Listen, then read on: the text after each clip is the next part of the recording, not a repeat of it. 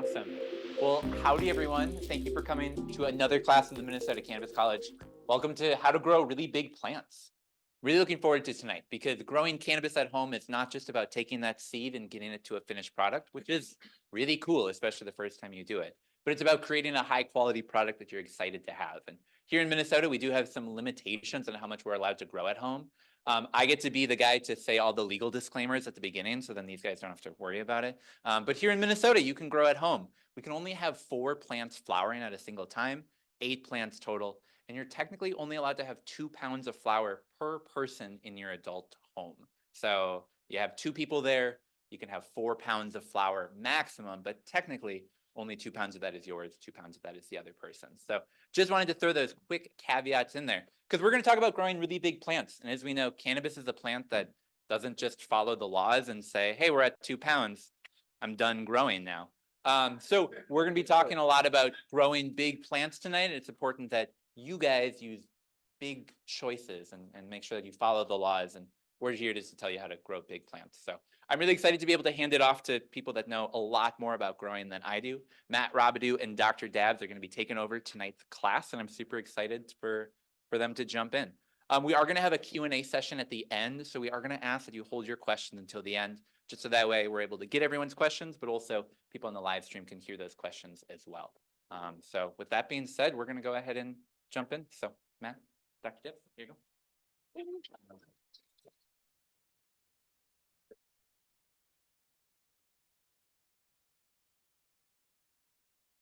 Hello, hello. All right. Welcome, everybody. We are going to talk about some pretty practical growing knowledge today, mainly in the vegetative state. Mainly why should you grow a big plant? Some of those environmental factors on, especially in the vegetative phase, and how to maintain your health throughout. Talking a little bit about, or I should say a lot about training, and getting into practical tips, which is where we get pretty deep into the nitty-gritty of some stuff. As I said earlier, for those of you who missed it, we got a lot of information to go through, so please write down your questions so that we can get to them in the Q&A session after. But without further ado, let's get to some introductions. So my name is Matt Robidou. I've been growing cannabis for 4.5 years. I started almost right away when I got out of the Marine Corps. Did 5 years, did signals intelligence, and I was a cryptologic linguist, so I learned Mandarin Chinese. And so I've been through this huge shift. As you can see, now I'm a big cannabis guy. So I went through almost a 180 in my life. But I am a 4th generation plant scientist, which is kind of funny, you know, an apple doesn't fall far from the tree. And I'm doing some cannabis research at the U of M, which is particularly on physiology and trichome morphology. So kind of breaking new ground with some original research there. I'm going to pass it over to my counterpart here, big old Clement. So yeah, I'm Dr. Clement Dabney. People know me as Clem or Doc Dabs. So I earned a master's in plant breeding and molecular genetics and a PhD in cannabis molecular genetics and genomics from the University of Minnesota. I'm the chief science officer at the Uniflora Holistics, which owns Retro Bakery and Love is an Ingredient. So I largely do their R&D there. I'm the owner of Doc Dabs and co-owner of A&D Genetics. So in each of the gift bags you got Fukushima cherries. It's one of our releases. Some regular seeds, 6 seeds in there. So hope you're happy growing. Yeah, I've been a licensed hemp producer since 2016. I helped Red Lake set up their medical cannabis program, which is now an adult use producing company. Yeah, so I guess I've been growing cannabis since I was 16, down by the Minnesota River Valley. So I've been very passionate about cannabis for most of my life. So why should you grow a big plant? What's the point? One of the biggest benefits happens to be legal, and that is to maximize your plant count efficiency. If you have one massive plant, that can accommodate for what 4 plants at a smaller scale could produce.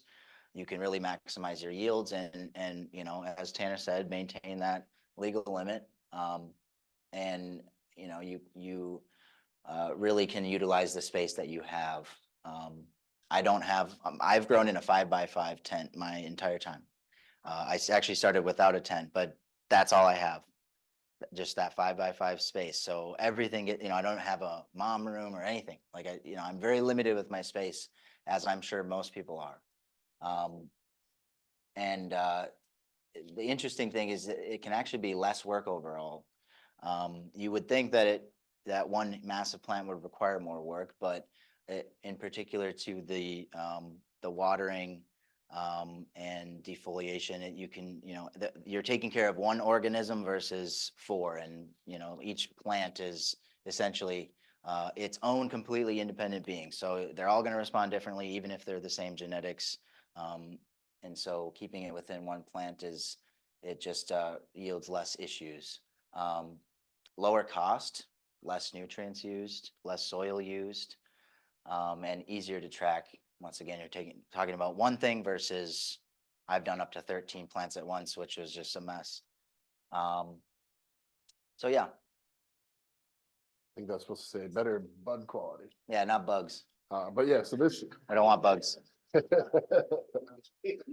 This right here is a 10x10 tent in a house that A&D Genetics rents. So we kind of, I guess, are growing 4 plants. So each one of these plants has its own light, its own circulation fan. So yeah, we're just trying to maximize the amount of, I guess, grams per square foot on a single plant. And then for our case, it's like maximizing seed yields, because the state wants us to produce at least 25 grams of seed for a seed test, as well as retain 25 grams of seed for future testing if we ever got knocked. So that's 50 grams. A seed probably weighs 0.01 gram. You know, I guess we sell our seeds. MSRP is $30 for 6 seeds. So if you start doing the math on that, it's a significant amount of seed you have to send for testing as well as retain. So we can maximize, I guess, our profitability and the amount of seed we can produce in a system like 10x10 tent with 4 lights. And I want to point out that 10x10 tent with 4 plants is legal by the state's laws. So like you said, you know, imagine how many plants, if you think about a small one, how many could fit in that 10x10 tent versus 4. So maximizing that space. I would say that it was not legal upon harvest. So, you know, you have your 2-pound limit. I think that we were in the realm of 15 pounds. You know, on the 4 plants. That's 4 plants. That's 4 plants. And you grew in 30-gallon pots? We grew 30-gallon pots, coco coir. We ran what is it? Yeah, Floor Flex nutrients line. What is that? V1, V2, B1, B2. What's the one that they run after? I'll show it later on in a schedule. But yeah, we basically ran their whole line. We run Great White for mycorrhizae and bacteria. We run Power SI for silica and a pH up and down. So relatively pretty simple fertilizer regime. And for context, so I brought this plant in. This is going to be this is essentially the case study plant that prompted this course. I planted this on August 1st, and it took 4 months to reach that entire 5x5 tent, you know, filling out from edge to edge, and then, you know, timing the flip to flower, and so we're both coming at this from largely a hydroponic grow style rather than a soil-based style. And we'll get into why that is, but just for the context of this class, we're kind of a vast majority of the information is from a cocoa approach. So yeah.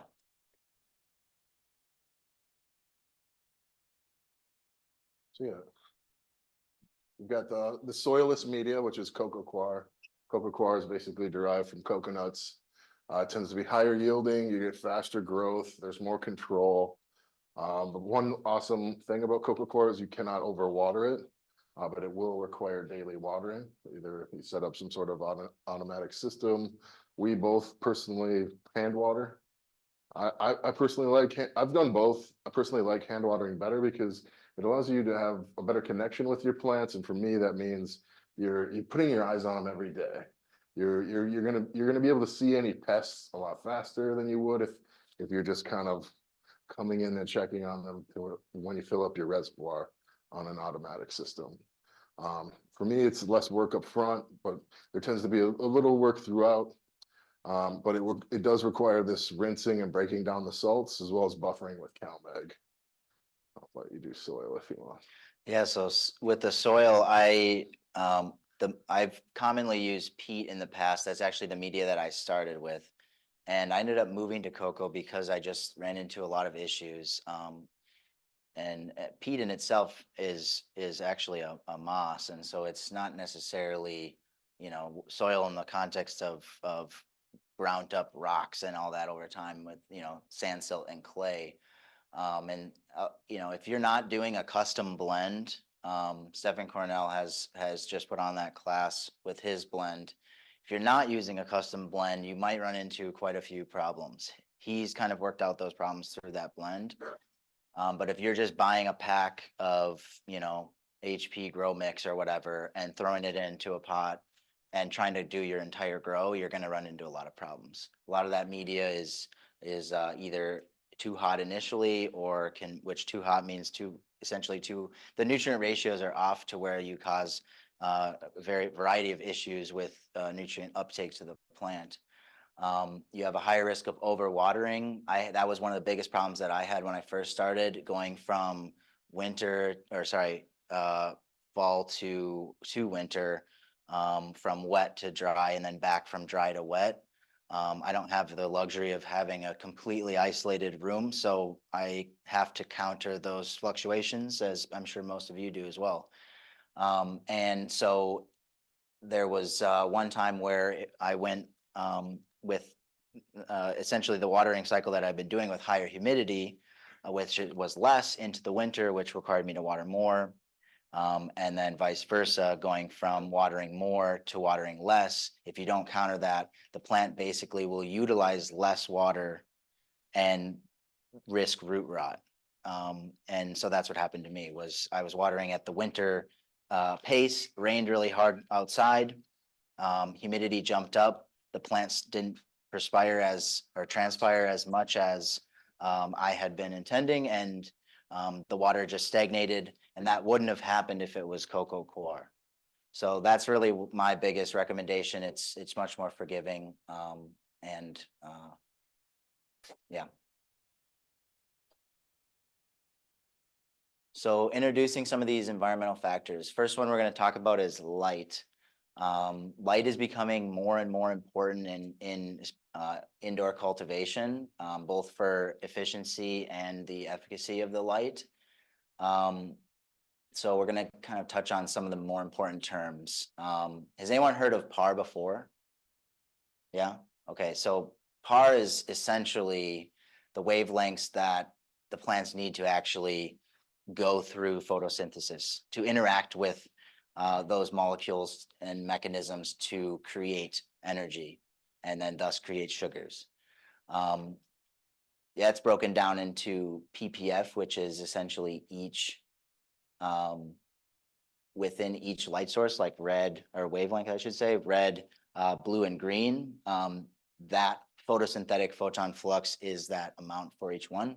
And then those combine to create ppfd, which is the quantity of light and how much of that photosynthetically active radiation is actually reaching the leaf surface and thus converted to energy. So all that is a big math equation that you can figure out, which then comes out to the DLI, which is daily light integral. And think of that as basically the effective total of how much energy has been converted in the plant and reached the plant at that height. There's one thing I want you guys to take away is that, like, you flip on and off the light and you think like light is just this on or off thing. But I'd like you to think of light as like three different things, at least in terms for cannabis growing. You've got your duration of light, 18 to 24 hours. That keeps you in the vegetative condition if you're not growing autos. But when you switch that down to 12 hours duration, now you're flipping into flowering condition. So light duration has an important aspect on your cannabis cultivation methods. You've got your frequency or wavelength of light. So it's like your light spectrum. Every different light has its own spectrum of light. So that'd be something you'd want to research before you choose what light you want to get. And then you have your intensity. It's like, how strong is that light? How much, I guess PFFD is probably the measurement you're going to want to look for when you're looking at lights, if you don't already have one. So it's like three different things, like how strong is the light? Is the light in a usable form for the plants? And then how long are you leaving that light on for what condition you're in, either veg or flowering? Yep. So this is from this app that I use. I use this Pulse Pro sensor, and this is essentially the spectral distribution of my LED at 40% power. Note that this distribution wouldn't change under different powers because that's the quality, but the quantity changes, which is the PPFD, and that's the total of those three, like I was saying earlier, the blue, the green, and the red. If you want to be able to calculate DLI yourself with your own readings, I would write that DLI equation down. It's pretty straightforward.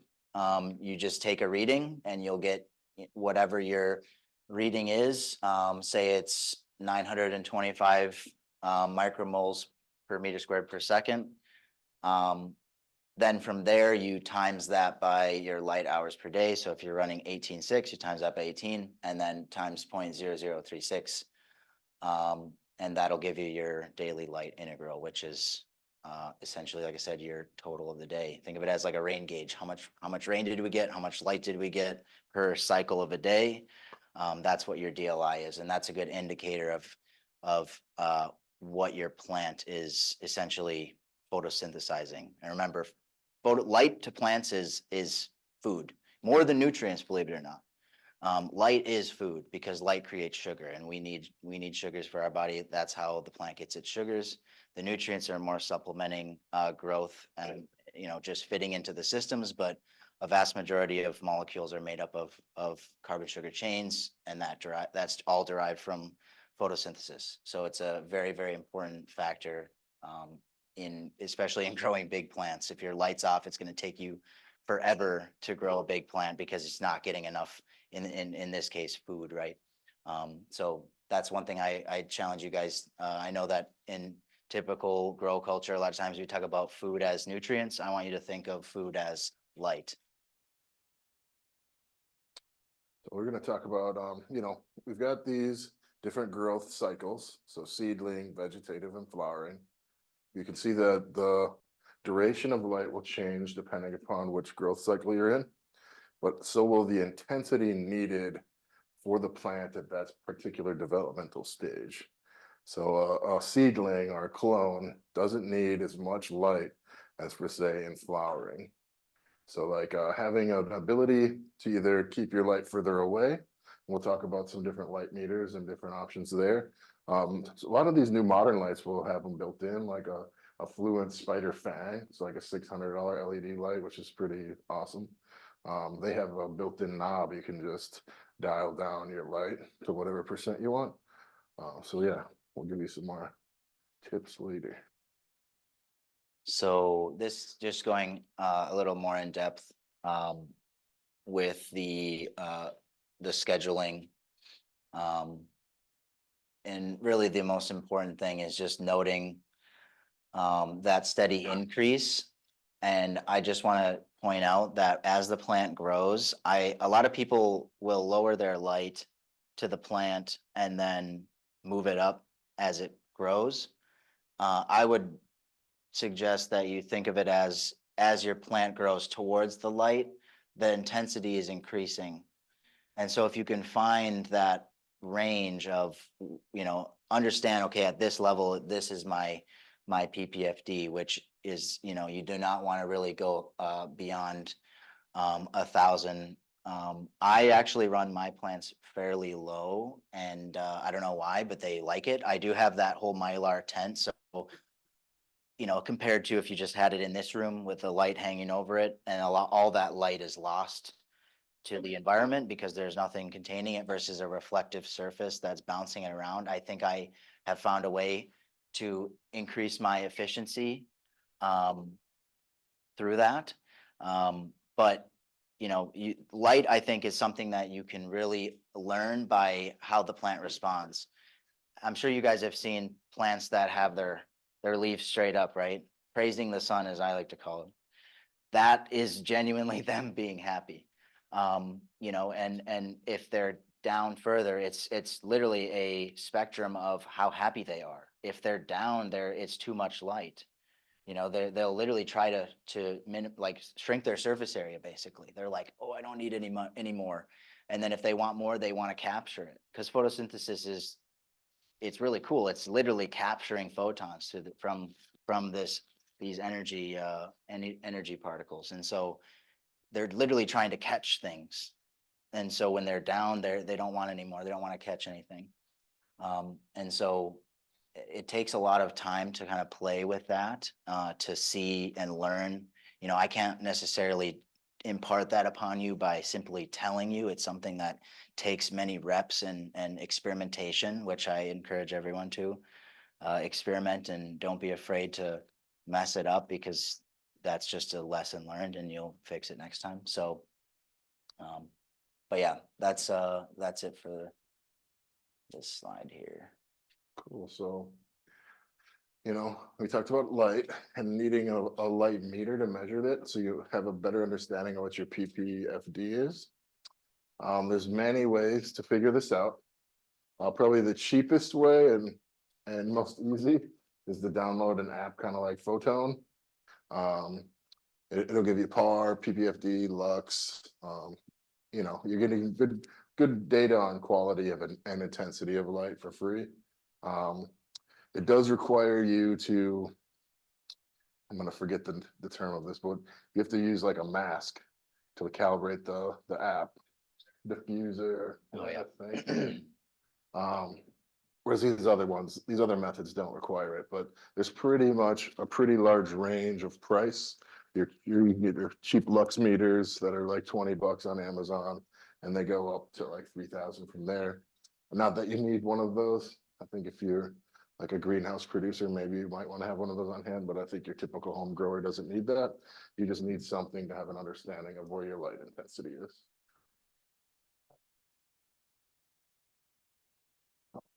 Yeah, so we'll dive into some key components. So as we were talking about earlier, like you need your macro, micronutrients. So for cannabis, your macronutrients are nitrogen, phosphorus, potassium, calcium, magnesium, and sulfur. I guess for our system that we run at A&D, we use the FluorFX will give us our nitrogen, potassium, and phosphorus and sulfur. We use Botanicare CalMag, that's our source of calcium, magnesium. The FluorFX also has all these micronutrients in it. We use Power SI as our silica. Silica is good for like improving structural integrity. It helps for disease resistance. It improves your stress tolerance and nutrient uptake. So you also want to think about pH. We use like a pH up and down product. I don't recall the brand at the moment right now, but in the veg, we try to stick in between 5.8 and 6 for our pH in veg, and then we'll switch a little higher from 6 to 6.2 in flower. And that's just because different pHs, the plant is able to take up nutrients at differing rates at different pH. So just kind of having an understanding of that for plants and nutrients is important. You've got your CO2. So in the seedling stage, you need about 400 parts per million. That's basically ambient. If you're a basement, like my personal home grows in a basement, I've got a gas water heater and I guess dryer and a couple animals. And when people are there, my parts per million probably is like 800 or 900, just ambient. And then if I have a bunch of people over, I'm probably in that 1,200 range. So I personally don't need to supplement, so I don't. But one thing to know is that if you are gonna supplement, you need to have a CO2 meter, because anything above 1,500 is harmful to your health and the plants. And you probably don't want to die growing weed, so. I'll kick you over. Yeah, Steve. just touching on that CO2 bit, I really don't think it's worth it unless you're investing in an actual tank, to supplement CO2, any sort of like the microbial, you can buy those like CO2 emitting fungi or whatever. I just don't think those produce enough, and they're expendable. So it's just you'd be better off investing into, more. I would honestly say a meter is probably the best investment that I would make. And on that quickly, just to digress, if you grow 1 pound, say per grow, say every like 3 or 4 months, that's at $10 a gram, given that you comparing to buying from like a dispensary or even if you're buying in ounces, you're going to be saving a lot of money, like thousands of dollars. So it kind of ends up paying off if you think of investing into some of this equipment as saving you money in the long term. But yeah, I just think that it's worth, especially with being passionate about home growing, you can really save yourself a lot of money. But going back to the mycorrhizae, so has anyone used mycorrhizae? Does anyone know what that is? So okay, so a couple of people. Essentially, you're using beneficial fungi to form a symbiotic relationship with the plant's roots, and it's really cool. They form this chain where they start handing off. They hand off different ions, different nutrient ions, for sugars. So the roots will exude sugars, and the fungi will literally swap them chemically. And that I think of them as like turbocharging your plant. You're simply providing a faster way to provide nutrients. Primarily zinc and phosphorus are the two main ones. Zinc you wouldn't think is important, but it has a big role in plant health. And phosphorus is literally the key to energy transport. So ATP to ADP, that's going on all the time. I'm sure you guys have heard that sometime. The whole that transfer is literally a phosphate. So the phosphorus is huge. And then you can have endomycorrhizae, which are internal, ecto, which are external. And then there's even different nitrogen fixing bacteria that can participate in that blend as well. Both me and Dr. Dabney would recommend Great White. That's the brand of mycorrhizae. It's literally got a giant shark on it. It's pretty hard to forget when you see it. But it works amazing. I used it in my field this last summer. I did not use any nutrients, given this was a pretty, I think it had been 13 years since anything had been grown on it. So it had regenerated a good amount of nutrients. But yeah, no nutrients, just mycorrhizae and water. And I mean, my plants were, you guys saw the one in the beginning. They're big, huge plants, and I had 850 of them. So you can use this in cocoa. This Great White, you just sprinkle it on the top of the cocoa, water it in, and you'll start to see some fuzzy growth. That's the hyphae, and that's how you know it's working. And it really helps. Trust me, it really, really, really helps. So yeah, the Great White also has these nitrogen fixing bacteria in it as well. Not to hop over you, but these bacteria are also good at decreasing root diseases that you'll end up getting, or that you could end up getting if the conditions stay too wet. Yeah, they basically outcompete other organisms. They're very it's like that friendship. They literally link with the plant, and they're like, nobody's getting in here. Yeah, I saw a really cool video. I went to this Great Lakes Indigenous Foods Conference.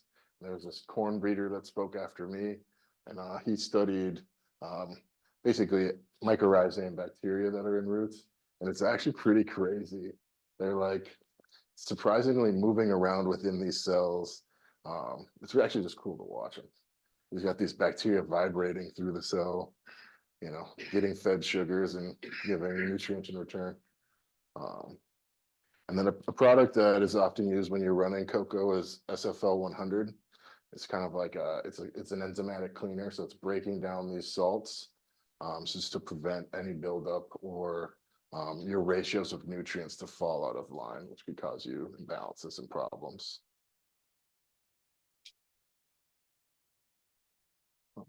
So we've got EC is electrical conductivity. So it's a measurement of the ability of a solution to conduct an electrical current. It assesses the concentration of your dissolved salts or ions in the nutrient solution or growing medium. Oftentimes we should have thrown a picture of it on here, but there'll be what I use is a Blue Labs meter. It stays in my reservoir tank and it tells me the temperature of my water. It tells me the EC and it will tell me the pH. Temperature is important because temperature can change pH. But yeah, so it's basically the concentration of ions in a nutrient solution that directly affects the plant's ability to uptake essential nutrients. So by having an understanding of where your EC is, you can adjust your nutrient levels to maintain optimal conditions for the plant, depending on your growing condition. Because usually as the plant progresses through these stages of life, and when it needs more light, it also needs more nutrient. So just kind of having an understanding of where your EC should be dependent on developmental stage will help you produce, bigger plants. Yeah, so if you want to kind of take an idea of like where you want to be depending on developmental stage, yeah, but yeah, usually measured with a conductivity meter, but a lot of these conductivity meters are multi-purpose meters. They'll do pH, they'll do temperature. So yeah, this is something I do, but Matt doesn't. So I have a reverse osmosis in my basement. I guess in all of our A&D grows, we use reverse osmosis as well. It's basically reverse osmosis is used to remove, I guess, contaminants and nutrients from water. It is also it also provides you with a neutral pH. So like if your water, so my water at home is like, I guess the water at one of our grows was like 8.7, so like super alkaline. And we'll have I can't recall the parts per million, but there's a significant amount of stuff in the water, and that could be chlorine, that could be other nutrients. And so like when a lot of these fertilizer lines are kind of built around reverse osmosis water. So once you start like deviating from specific ratios of nutrients, you can start to cause imbalances, and then the plant can't effectively take up certain things as well. So I personally like RO water in that, you get this neutral pH. It's clear of contaminants, which could be, if you're on well water, it could be other things like microorganisms, because there are microorganisms in water. But yeah, so it allows you to manage your minerals, your nutrients better. It helps you prevent buildup, because if you're starting at 200 parts per million and you're throwing more fertilizer on top of that, you're going to start to build up nutrients in the form of salts, so you can prevent nutrient buildup, which then results in better nutrient uptake. So I don't think it's a necessary thing to do. If someone were to I do think it, helps. if someone were to want to do that, how would you recommend they go about? I just went building on that up? Amazon and got like I just bought like a $200. I think ours was like $200. It fills. We basically bought a 30-gallon reservoir. It fills the reservoir, and we put basically. I don't remember the word of this thing, but it kind of acts like a bobber. Once the water reaches a certain level, it cuts the water off. So like, I guess that would be the way I'd go about it. And I think that ours is probably oversized for what we needed to do. We probably could have bought like a $50 to $100 one. And you can use this RO water for other purposes, not just feeding plants. Yeah. So dry back, essentially the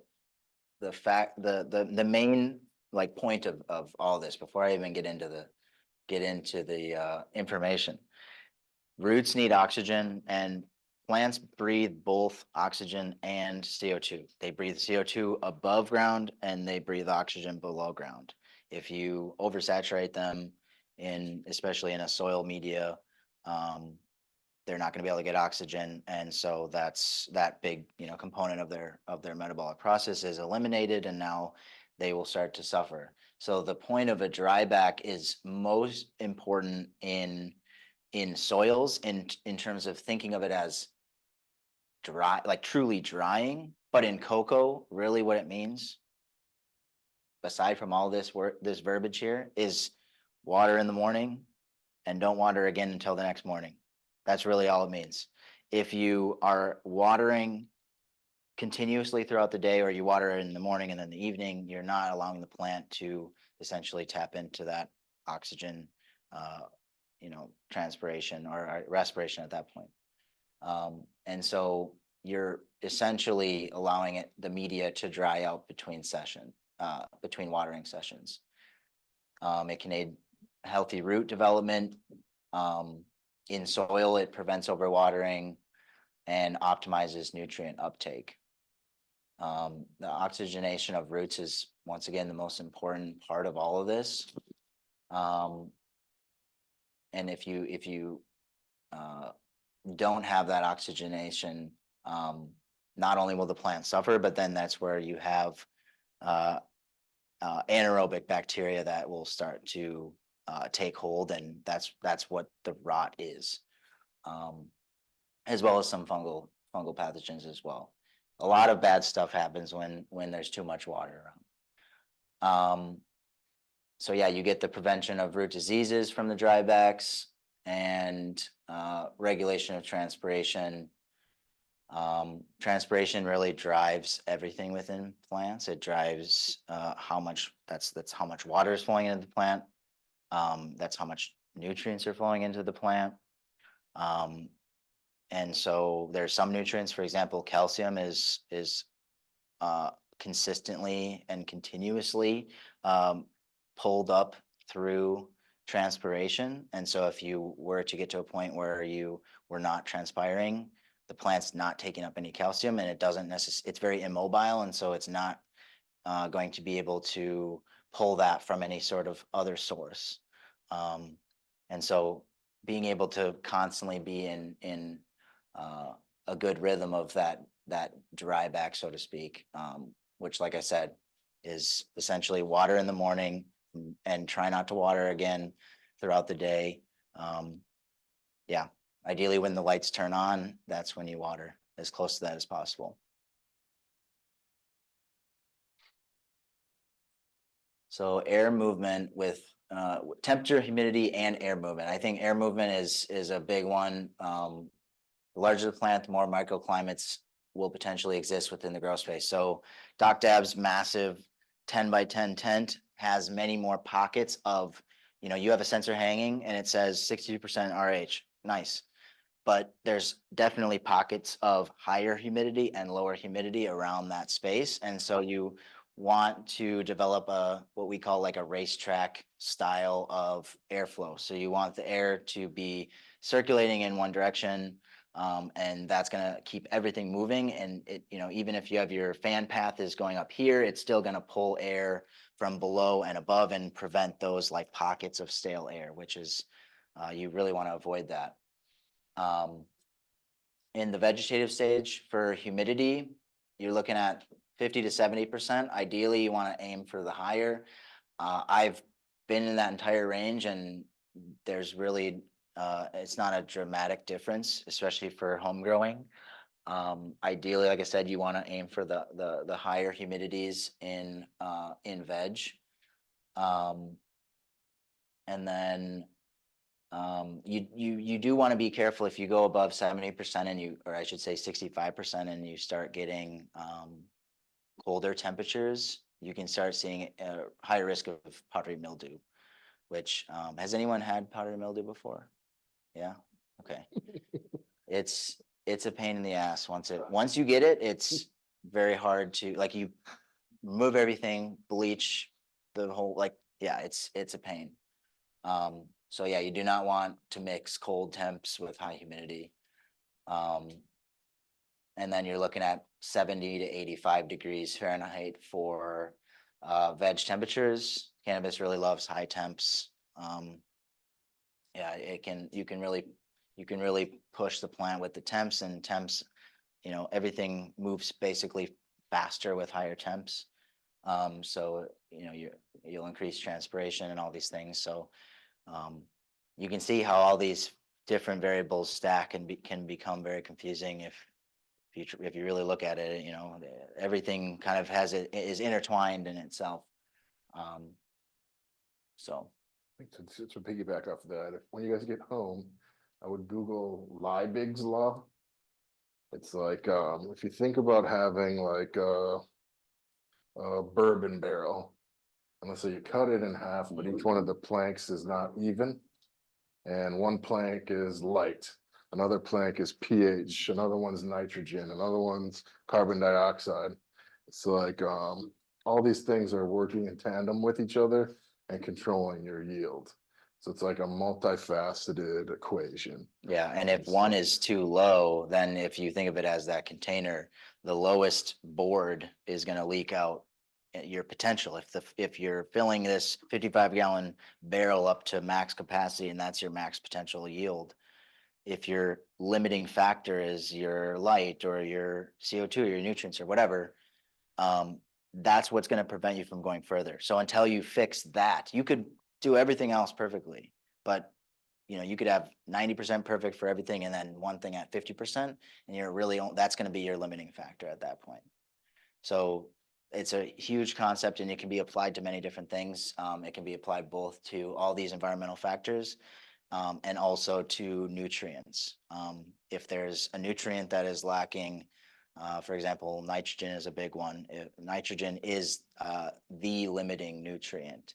So if there's not enough nitrogen, you'll develop deficiencies in almost all other nutrients because you're limiting the entire process.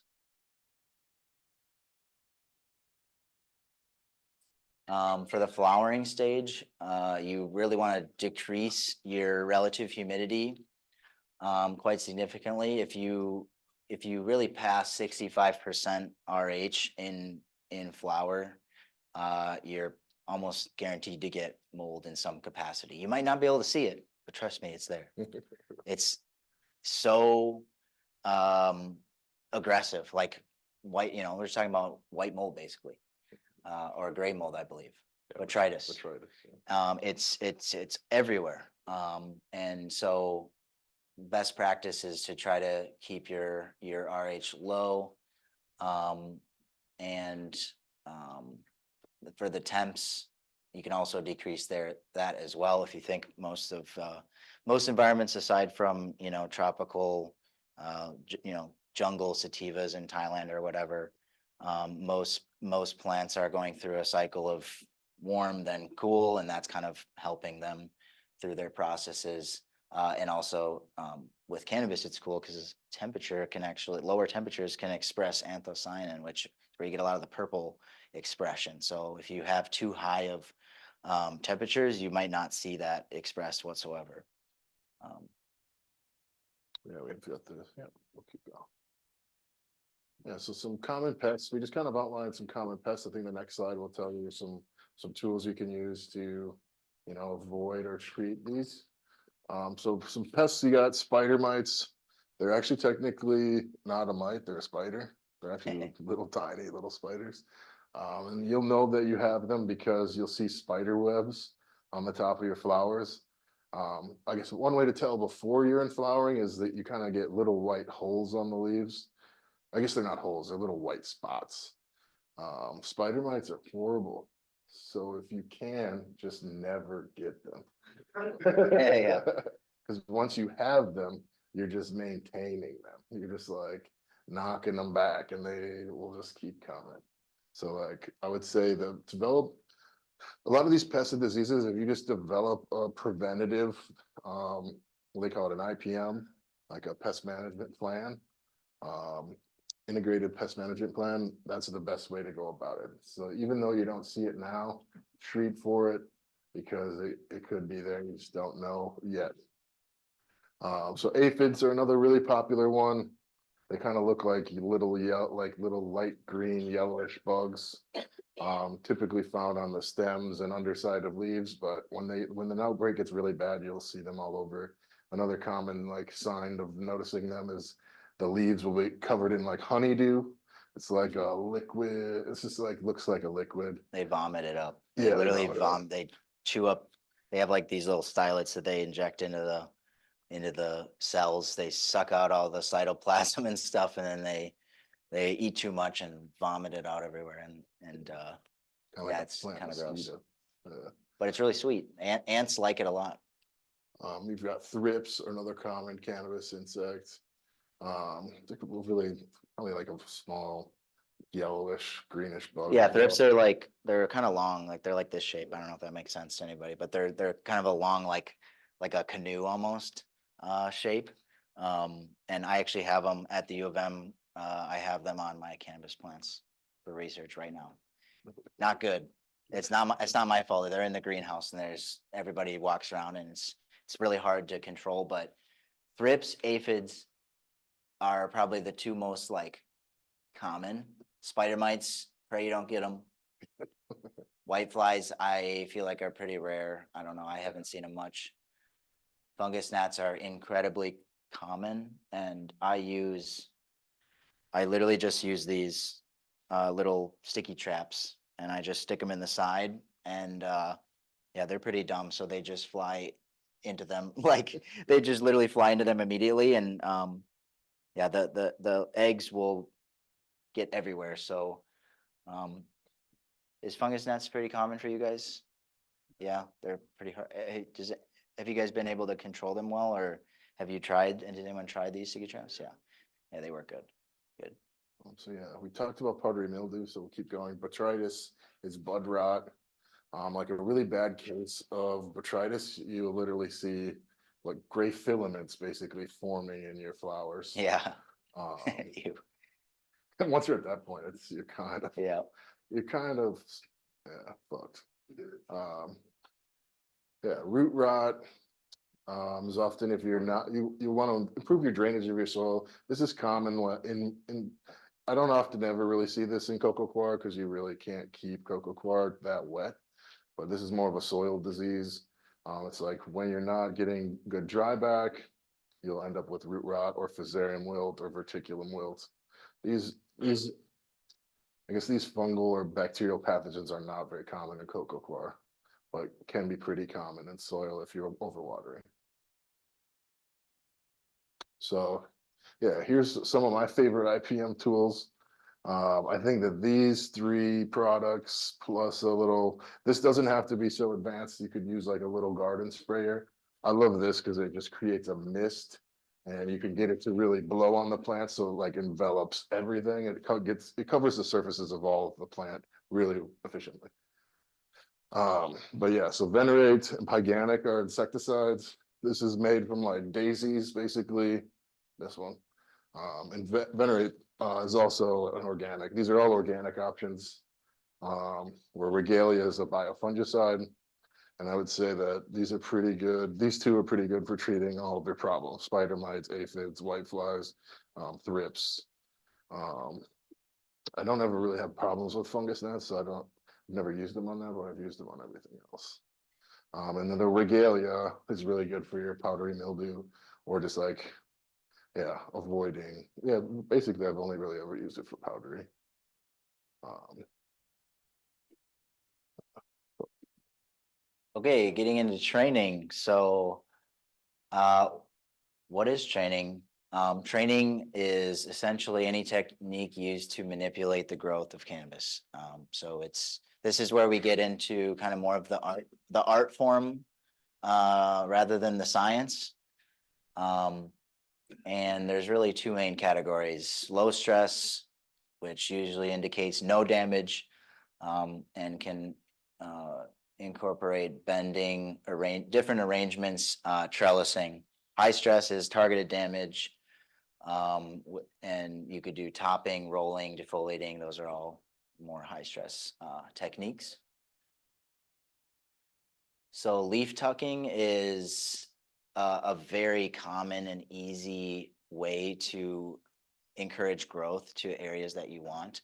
And it's literally just tucking the leaves, as in the bigger fan leaves that, will like to cover up other bud sites. And the entire plant is really driven by that whole light distribution and also height. So if you are tucking the leaves, more light is hitting that bud site, which will then promote more growth. And if you notice on your plants, the easy way to do this is just to look what areas are shaded out. And you can see right here, this spot, this is the node right here. This big fan leaf, actually, look at that, it got ripped off. So that wasn't me, but that got ripped off and it created that same effect. But the idea is to essentially tuck that leaf below and bring this growth up, which could be done if it's tall enough. You could just simply tuck it below the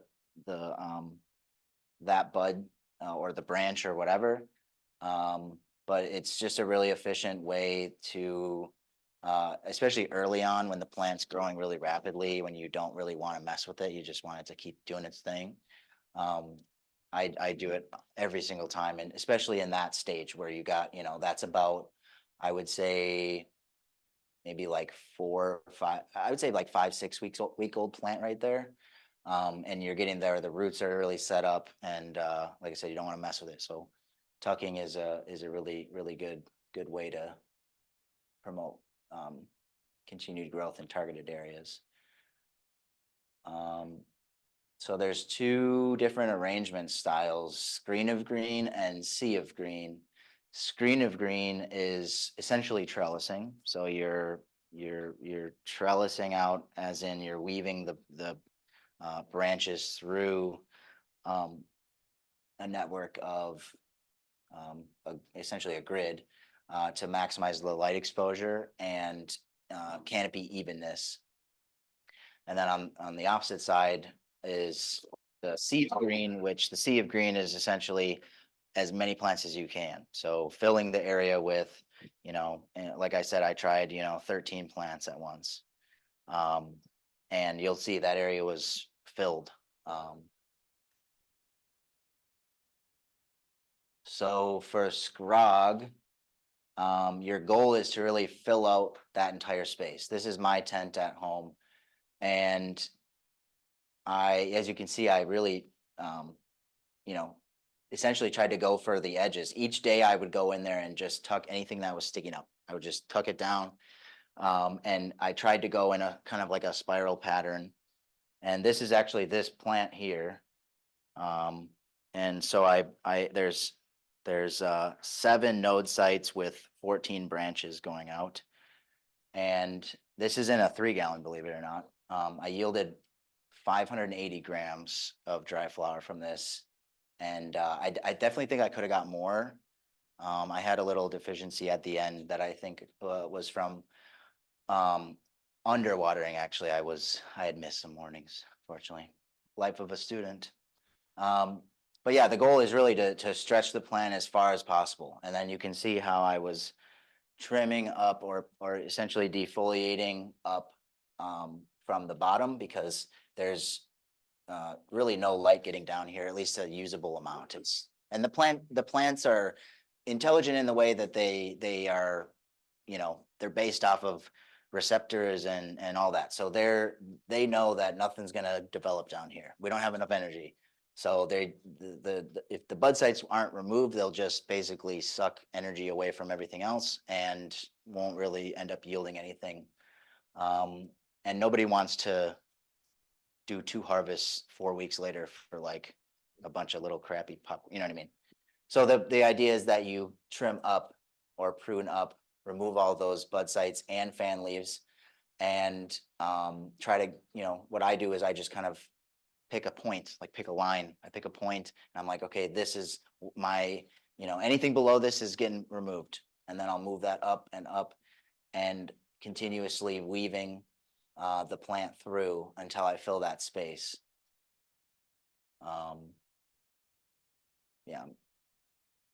And then this is the screen, the SOGs, the sea of green. So you can see it's way more chaotic. You can't control it nearly as easily. I had to crawl in there to water, literally, to every morning to like reach. It was like, this is not, I don't want to do that. I don't think anybody wants to do that. You know, it was like playing Twister or something. And you can't really control it as well. You could technically, I could have trellised that and maintained it a lot better, but each plant's growing at different rates. They're all doing their own thing. So it's just hard to control. And then this is just more in depth about trellising. You're really doing it for supporting of the heavy flowers as well as even canopy distribution. And I can't tell you enough how much it helps with the actual like bud development when you do this. It really makes a difference. And I'm sure you guys have, those of you who have already been through several successful grows have probably identified that this bud is going to be a lot better than this bud, and that bud's going to be better than that one. And it's like a pyramid basically. The best stuff is at the top. So the goal is to make the whole plant the top. So everything is the top. And it really works wonders. Hold back.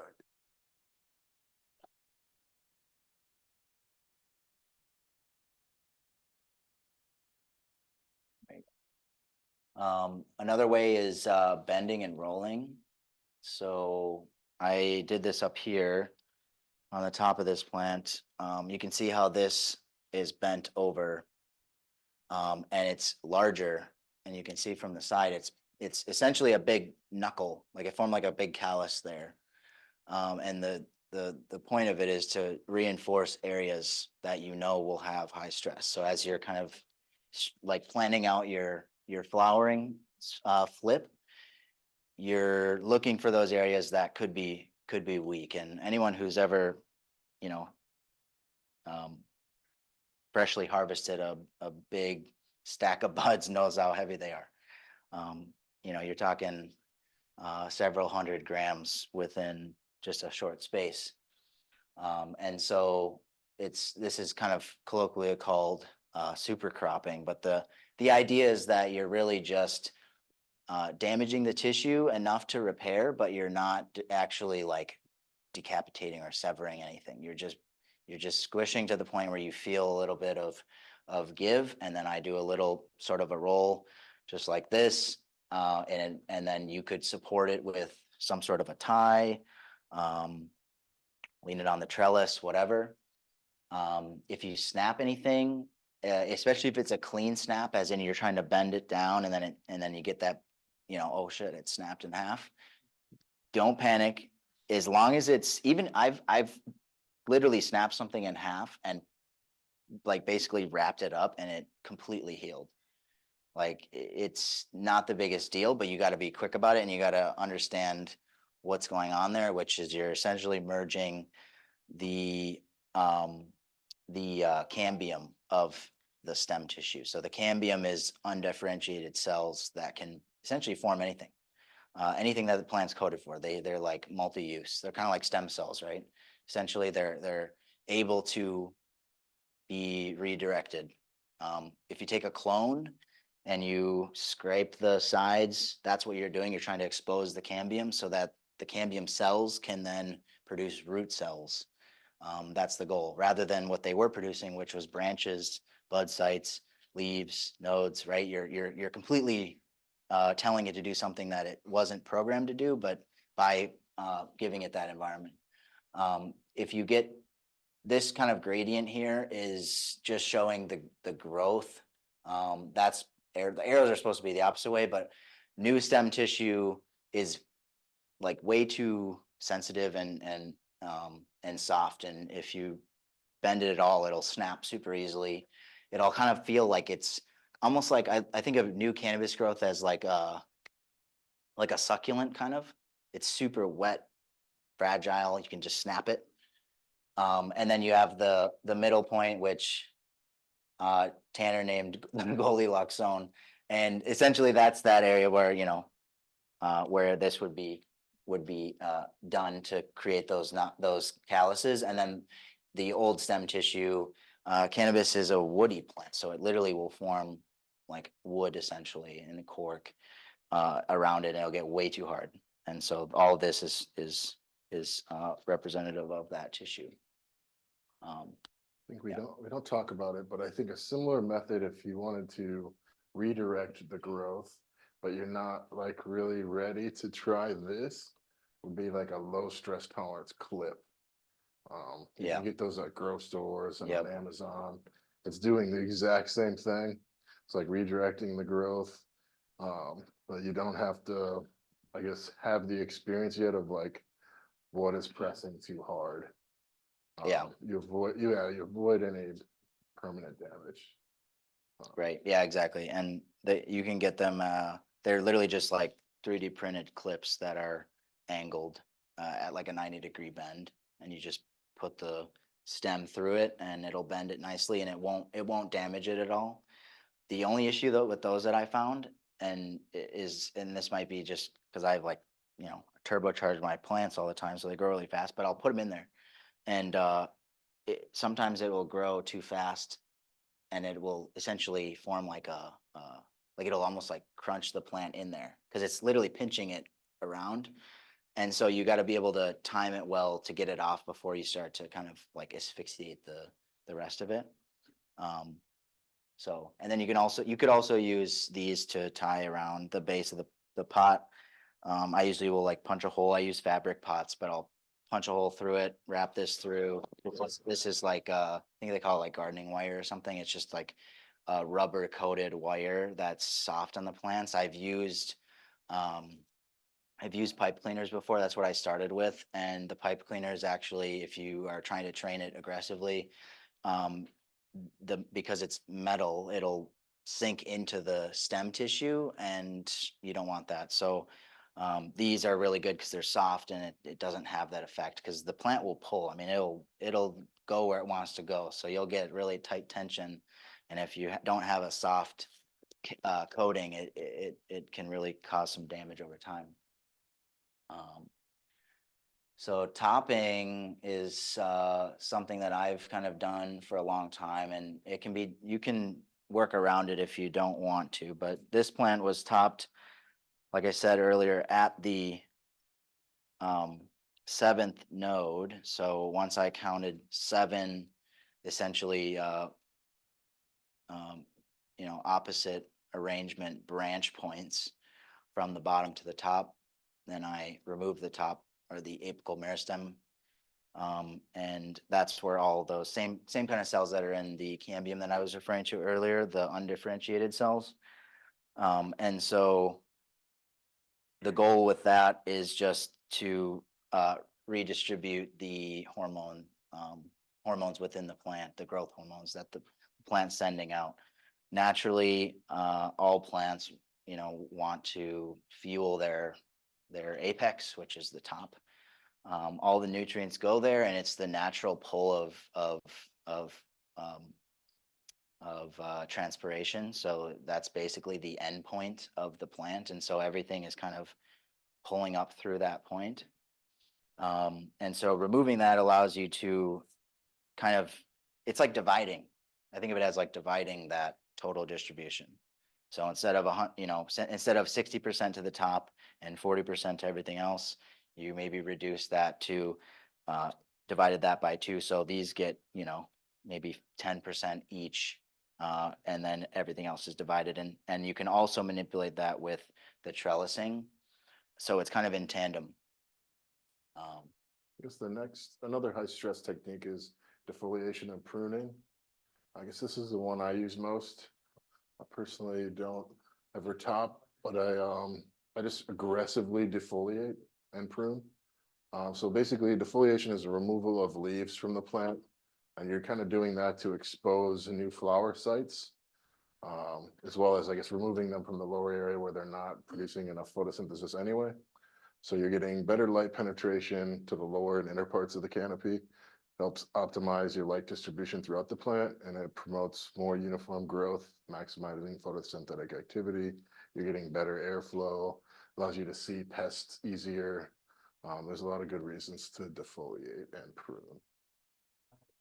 Oop. Yeah, enhanced flower development, disease prevention, pest management.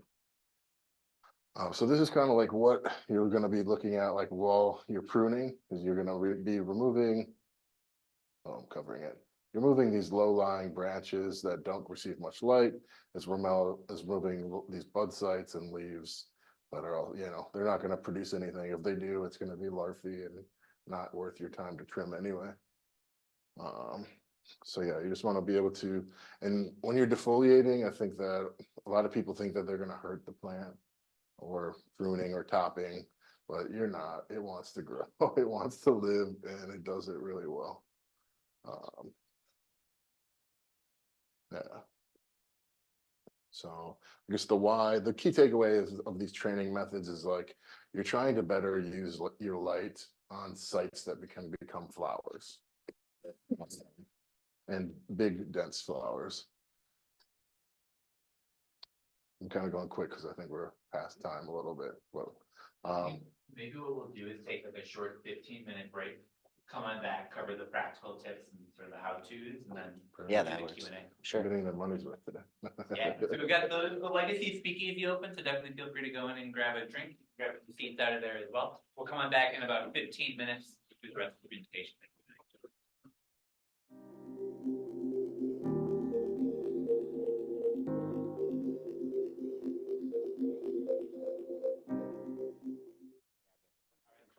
There's a lot of them left. We should go fast. All right, y'all, I think we're gonna start back up here. So part of the cool part about having these guys up here is not just that they have a lot of great knowledge, but they also have a lot of great experience. So during this last part, they're gonna talk about some of those practical tips for the, not just coming from reading a book, but coming from growing big plants and seeing what works and seeing what doesn't work. And then, as I mentioned at the end, we'll have time for some Q&A. So if you have some questions, we'll be ready to answer those. But yeah, feel free to take a look at it. Cool. Thank you. So some general tips we have is like, for pruning or defoliation, you're not going to hurt the plant. You think about it as you're guiding the plant. I guess it's more of an art than a science, I guess. I kind of view it as a science. Like the plant wants to grow towards the light, and we'll use its nodes to do that. Yeah, and I don't think you have to try all of these methods. Like maybe you're more comfortable pruning and defoliating. Maybe you're more comfortable topping. But I think just find what works for you and what works best in your system. And then I think that for me, I'm a geneticist, so I'm biased on what's the most important. But I think that genetic selection is probably the most important thing you can do, because genetics, there's variation in all traits like speed of vegetative growth, your branching, your internode length, flower structure and density, flower yield, cannabinoid and terpene profile and yield, trichome size and density. These are all quantitative traits controlled by genetics. Days to harvest, water use efficiency, plant disease resistant, genetically based traits. Yes, there's an environmental component, but all of them are rooted in genetics. And you're going to want to think about, as a grower, like what are your end use traits? Do you want to hash? Do you want to wash? Do you want to just grow fresh flower? So your cultivar selection is important in thinking about what you want to do with your flower once it's done. And then kind of thinking about these post-harvest handling traits like ease of trimming. Some plants produce tons of sugar leaves, and you're going to have to trim those more than those plants that don't. So just like finding what plants are the best for you and your system and what you want to grow for at the end. And yeah, many of these traits are optimal for large plants. Yeah, keep moving. Okay, so environmental monitoring, really touching on this again, utilizing those sensors. So this is another screenshot from that Pulse Pro app, and it essentially captures at a given point in time what my environment was sitting at. And so you can see a lot of those factors are dialed in relative to what we had discussed earlier with 71 degrees Fahrenheit, around 60% RH, 800 ppm of CO2 and around that 1.06 VPD, which I believe you're going to get into in a second here. Do we? I don't think we talked about VPD at all yet. I don't know if we ever talk about it. But, Okay, we'll do it off the cuff. Um, So VPD means vapor pressure deficit. It is a measure of humidity and temperature at which there are optimal levels for transpiration. Transpiration is the movement of water from the soil through the plant into the gaseous state. The plant will then release it. So VPD is optimizing transpiration. You're moving water through, you're moving nutrients through. Personally, I follow optimal VPD in my veg and not so much in flower. Because usually an optimal VPD in flower is also optimal for fungal growth. And I tend to be on the very low side of humidity in my flower at the end, which is hard to line that temperature up and still maintain really good growth for my system. yeah, so I would suggest that you really only need to watch your RH and your temperature. That's like your musts. Like that's you really, those two are your most important, and mostly your RH. And then if you want to get a little deeper, you can dig into the CO2 and light and VPD and how those affect each other and take that data, compare it to the plant growth, get into that fun stuff. And then for anybody looking into commercial growing, you literally need as much data as possible, because if a problem exists, the easiest way to solve the problem is to just look at the data. And if you have a good analyst, it's pretty straightforward. Some sensors that you can utilize for environmental monitoring. AC Infinity has a pretty good base one for their tents that just hangs in the room.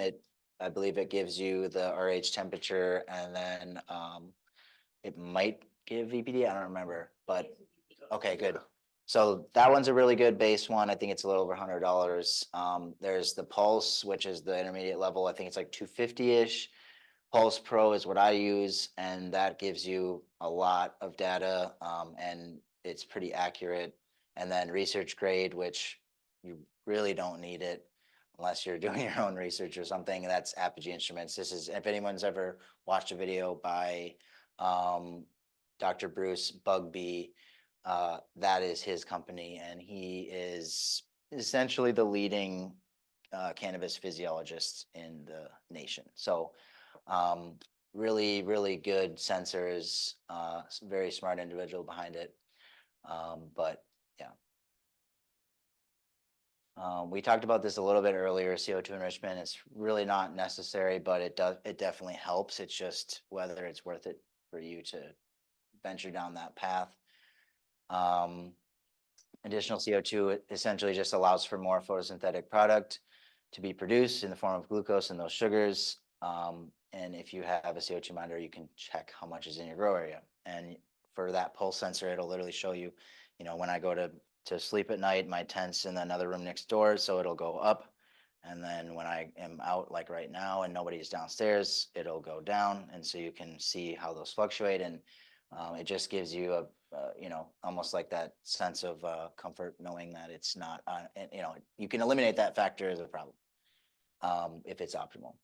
And then Bruce Bugbee has actually pushed cannabis plants up to 1,500 ppm CO2, which is literally the upper limit of all plants possible. Like cannabis is like the top producing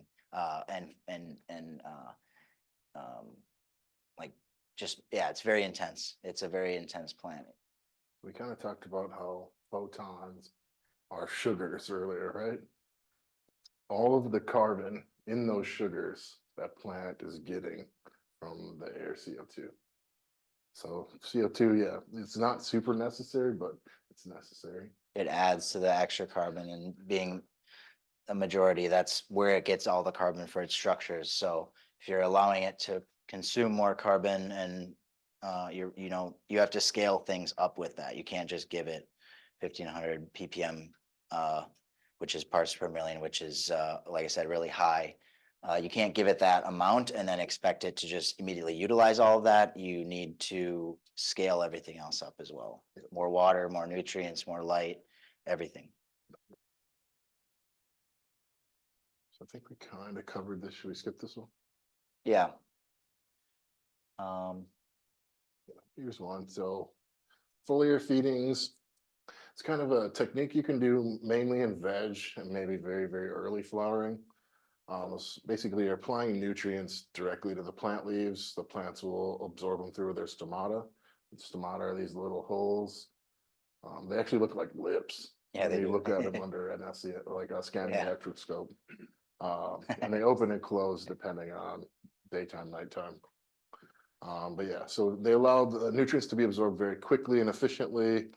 It's beneficial during rapid periods of rapid growth, or if you're experiencing nutrient deficiencies. So it's an effective correction on nutrient deficiencies. Um, let's see. Yeah, best year during vegetative growth. The reason why you wouldn't want to do it during flowering is you increase your risk of botrytis. So here's kind of a rough, we're gonna run through this fast. Here's a rough schedule for the vegetative growth for week 1 and 2. You're looking at, your 70 to 85 temperature during the day, slightly cooler nighttime temps. You want your humidity probably more at this upper end, near 70 as you can get it. I guess what's a good technique for people? Let's say your house is traditionally pretty low in humidity, kind of make a pond fogger essentially and put it on connected to your hygrometer basically. Yeah, I mean, That's probably the cheapest way to go about getting more humidity yeah, I would, and I mean, controlling it. yeah, I've always, I don't know, there's a lot of easy ways to keep a space humid versus pulling, like I've always struggled more with dehumidifying than humidifying. Like I would, you could put literally jugs of water in there as you water the plant. That will raise the humidity. Like there's a lot of ways to do that. But dehumidifying is very important. And so not as much in this stage, but the plants can handle pretty high levels of humidity. But yeah, I would just recommend getting a humidifier and then using different water sources to kind of keep it around that level midwinter. But as you guys know, we don't usually struggle with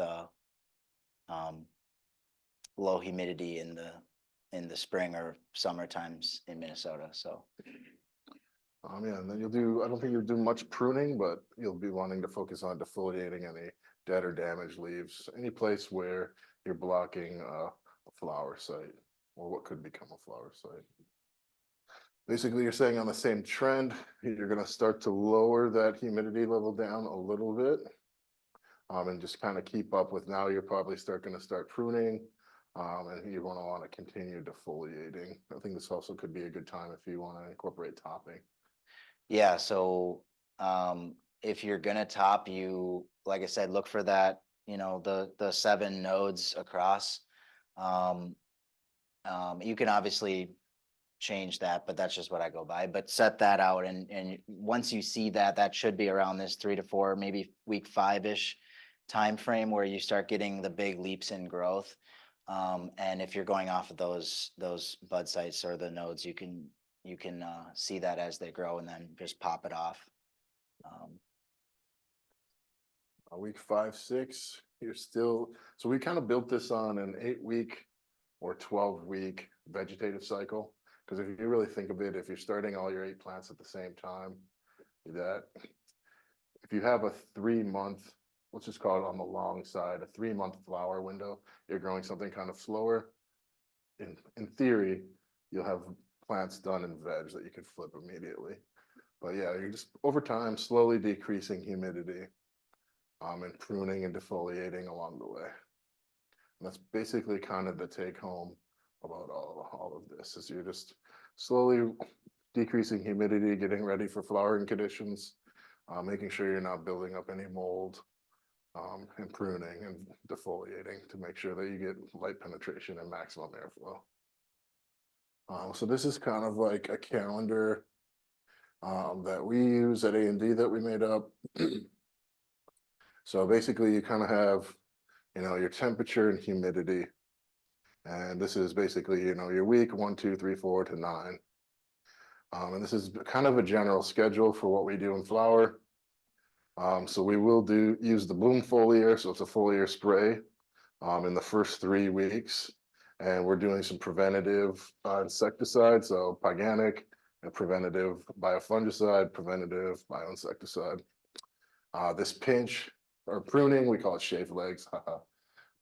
So we'll prune basically through the first 5 weeks, and then we'll be done pruning after week 5.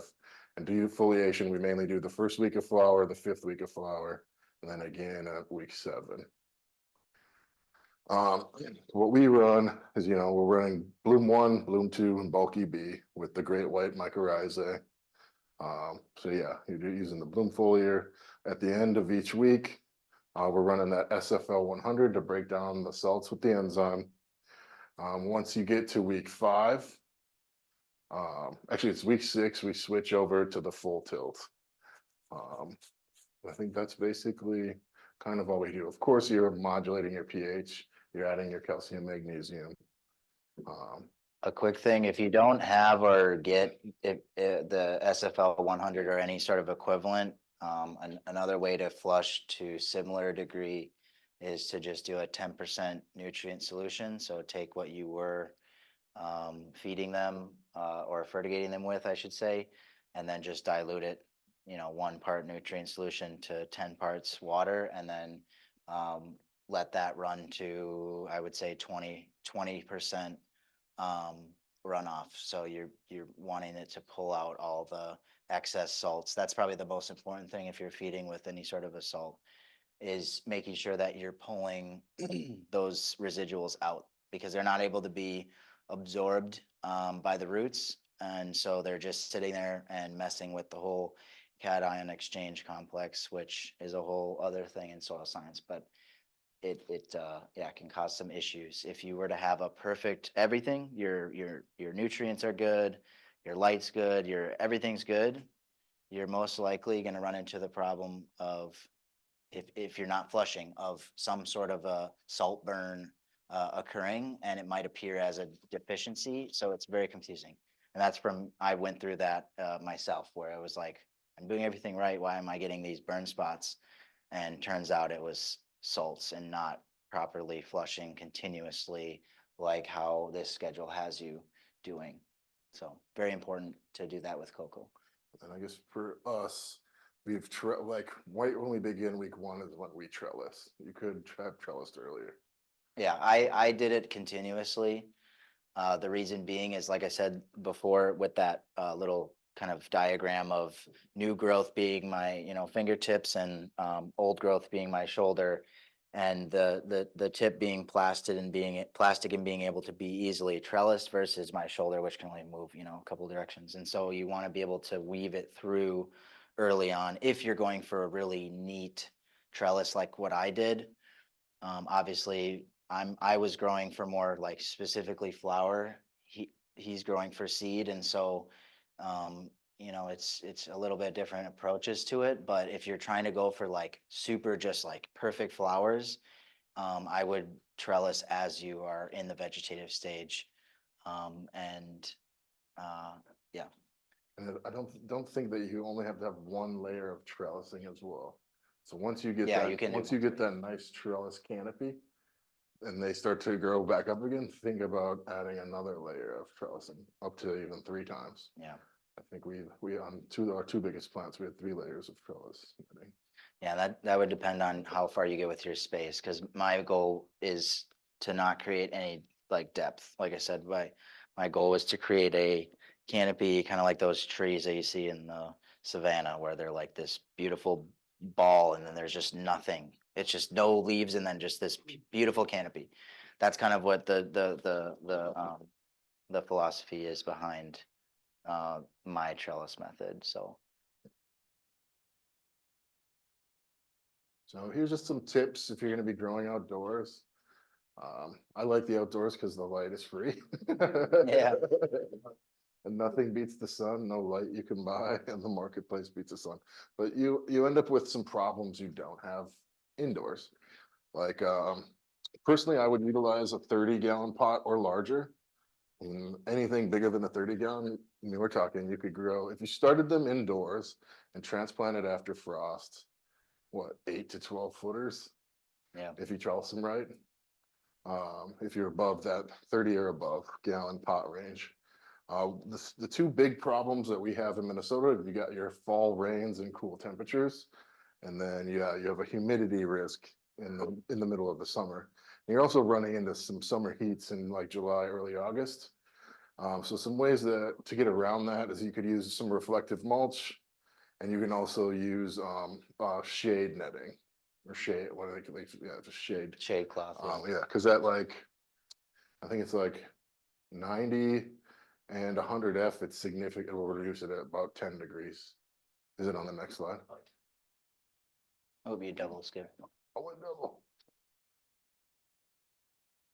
Cool, yeah, there we go. So at 90, some shade netting, that's at about 30 or 40 to 50%. You'll reduce the temperature 10 or 15 degrees.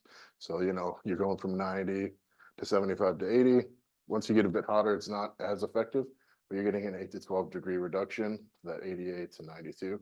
So you can eliminate some of your heat stresses by covering them up. When you know the hot day is coming, just roll over some shade netting above them. Yeah, once you could do a very similar idea when you got the cold fall rains, is just putting up some sort of like a poly, like a plastic that you put above them, so that you can avoid your buds getting wet and staying wet, and that'll decrease your risk for molds. But yeah, remembering drainage is really important. And yeah, if you have an ability in the winter or when we're nearing frost or hard freeze to bring the plants inside, like say you didn't choose the best cultivar and it's a later flowering cultivar, maybe thinking about a way to bring those inside. I think those were some of the things we were thinking about. So I think the key tips for me are genetics are extremely important. So this is from my thesis at the University of Minnesota. But basically what we did is we looked at QTLs of very important economic traits in cannabis. So, your gland heads or your trichome head size is a genetic trait. Your total amount of terpene production is a quantitative genetic trait. Your total cannabinoid potency is a quantitative genetic trait. So I think I'm going to keep beating this horse. Your yield of flower is a quantitative genetic trait. So genetics, you can have horrible genetics and put it in this great environment, and it's not going to get high cannabinoid potency. It's not going to get yield. It's not going to get the terp amount that you want. So you need to have elite genetics, and then you're putting it in this elite environment. Yeah, and I think that, me and Matt, although we have very similar systems, there's many ways to do this. Like you can like topping, you can like a lot of the heavy stress techniques. You can employ a lot of the low stress techniques. You could do living soils. You can do coco coir. There's 1,000 different lights out there. There's so many ways to do that. To do this is just like getting good at what you want to be good at. That's what I would recommend. Yeah, and 80%, that's our 80% of essentially what the plant does in its total potential is genetic. The other 20% is on the environment. And if you're growing in your home, that environment is all you. And so that 20% is you guys. But 80% of what it can yield is built into it, programmed. That doesn't mean that if you neglect the plant, it's going to just water itself and, grow huge and whatever. But, some of the small plants that I've maybe stunted or whatever throughout my time learning, they might have only yielded a few buds, but those buds were damn good because you can see the expression of the genetics. And so that's the revealing the potential, as in you can make a big difference with that 20%, as in if you know, that's not necessarily factoring if you're all the, you know, the errors, if you're not providing nutrients or watering properly or whatever, like, you know, that surely would be a separate issue. But if you're giving a plant everything it needs and you're trying to your best you can to, you know, watch it and look at what it likes and what it doesn't, which if you watch long enough, I swear to God, you'll be able to tell very quickly on how to read the plant. And it might not be perfect, right? That's why we have science, to really try to get to the core of things. But you know, I'm always surprised with the grower's eye with cannabis and how you can spot deficiencies and you know, unhappiness, and it's our job to then figure out what that is. So I would say don't get discouraged. Like, I think that my first outdoor and indoor grows were pretty midsy. So I think that, like, don't think that you're just gonna grow, medical or dispensary quality cannabis your first time. I think it's about like gaining your experience and learning, and then using what you've learned on your next grow, and you're gonna learn something the next time, and the next. I'm still learning stuff. So I think that's just like, don't get discouraged. I think it's a key takeaway, and it takes a lot of equipment. You know, monitoring your CO2, that's an investment. Monitoring your nutrients is an investment. Getting these nutrients is an investment. Buying the soil in a 30-gallon pot, that's like 2.5 bags of cocoa coir at $45 a bag. So it's like there's some equipment and some investment costs into growing really good cannabis. I think that one important thing is just like kind of like I got ADHD and the schedules are horrible for me, but like I think that kind of like thinking about things in a scheduled manner makes sure that you stay on top of them. You know, this week I've got to prune and defoliate. On Friday, I need to use my SFL 100, and just kind of like planning it out. And I think that starts to help you develop this grower's eye. You're like knowing what to look for. You may not have to look at your schedule anymore. You just see the plant, you know, hey, oh, I got to defoliate this part of the plant. I've got to trellis this over here so it's ready to increase my yields. Um, yeah, I guess I'll let you hit that bottom. um, And I guess for the genetic patterns thing is like knowing what that's going to do. Like I've got a cultivar I worked on that yields super good. It's a crypto cross. It yields great. Like I can beat it up and she's gonna yield, but she will never have good bag appeal. Like she'll never be pretty. Not whatever I do, but she'll out yield everything I grow by like 250%. So I keep her around because she's a great yielder. Where I've got a cross that I made she's super pretty, but she's so slow in veg.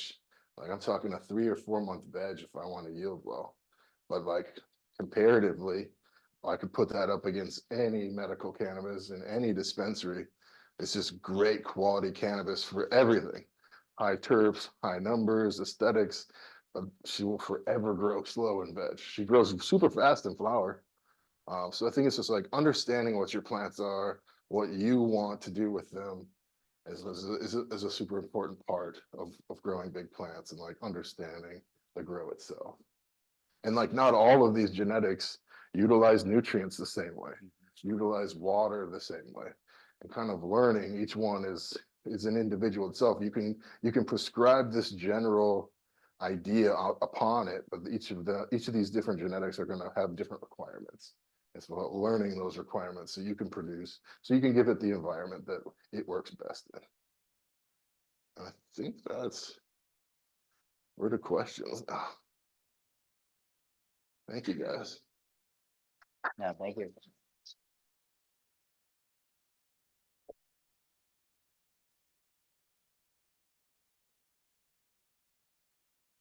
Who's first?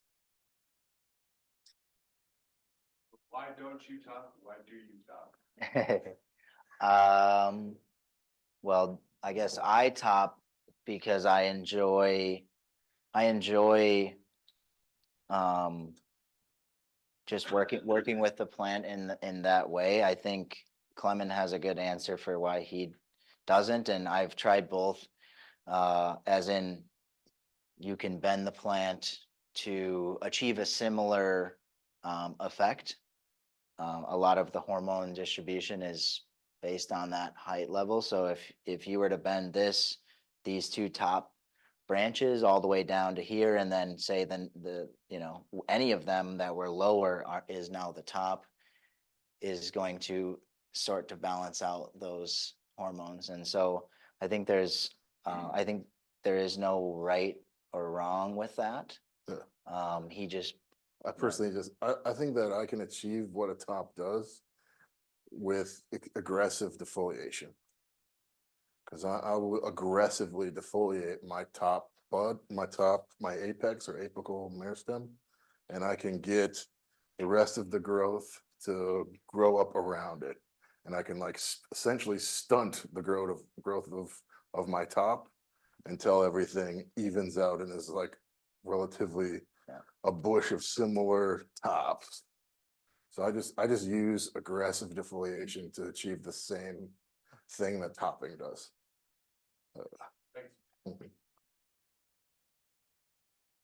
If you're growing inside your house and it's in a controlled environment, where would some of these pests come from? Home garden plants, yeah, the soil. Going to a friend's house that has a bunch of succulents. Going to a store like, I don't want to throw them under the bus, Dabbler Depot, or a plant store, garden nursery. Like having a friend come over who's also a grower. It's basically kind of, yeah, even outdoors, you're going outside, you carry a bug in with you. You just want to make sure you're like following you're thinking about it. If you just went to somewhere that could have some sort of contamination, whether it's a pest or a pathogen, changing clothes, washing your hands.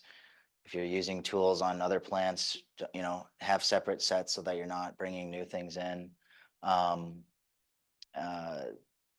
HP Pro Mix almost always has fungus gnat like eggs in it, like always. Like you could literally perfectly send, I'm sure everybody knows about that. It's always, no matter what you do, they're always there. And it's like, what the, and it's because they're just in the peat. So, and even, I don't know, they're just always there. The biggest things is like fungus gnats that somehow just get in, you don't know how, but yeah, just from having a good plan to not, bring in foreign materials and stuff. I've like never had a pathogen in my tent ever. So, yeah. Yeah, no. We'll get you next. Is that okay? You kill fungus in the soil before you do your planting. Yeah, you could do that. Like I think there's some people that recommend like microwaving it or something. I don't know. There's like You microwave solar. like heat it up basically. You can heating heat it up to kill, but then you might lose any sort of beneficial organisms in there. So you could do a drench. The biggest thing I recommend is just using the little sticky trap. Like literally they'll hatch, and they'll just fly into it and they'll die. They won't be able to reproduce. That's just the easy way, just as a preventative. They eat the roots. Oh, wait, the fungus gnats? Yeah. Yeah, the larvae eat the roots. But in low numbers, no. You'd have to have like a insane infestation to have it become a problem.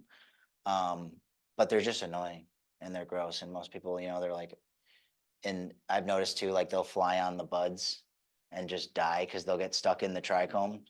And they'll just like be like, oh no, and they'll just die there. So it's just like, why did get out of here? That's really, they're just annoying. They're not really like the worst pest there is, but yeah, go ahead. I got a question. So training wise, like I'm trying to think, like if you take like a bigger like a or something where it's a little branchier, kind of like that.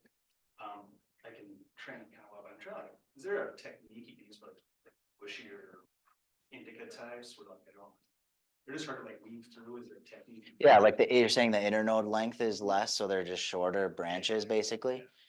I mean, not really. I mean, it's just approaching the strategy differently. If you have a, maybe looking for smaller trellis, like tighter netting, and then relying on these ties and stuff would be really beneficial.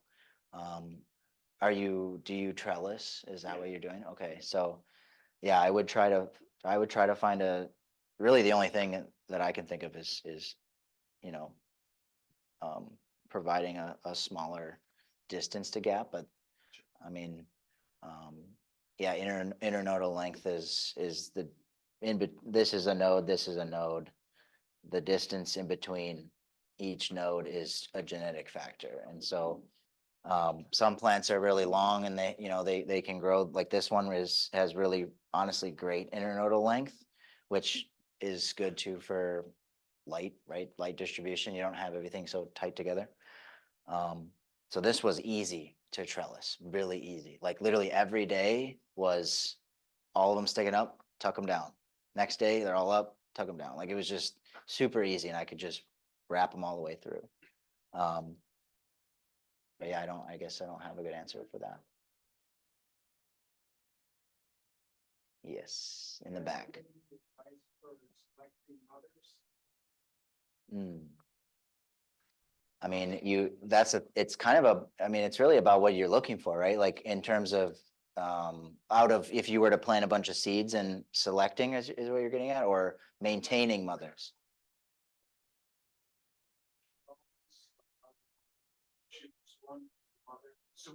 Yeah, so you're just looking for the best, if you're planting a bunch of seeds and those are your essentially they're all competing against each other, which we call phenohunt, and you're looking for the best traits.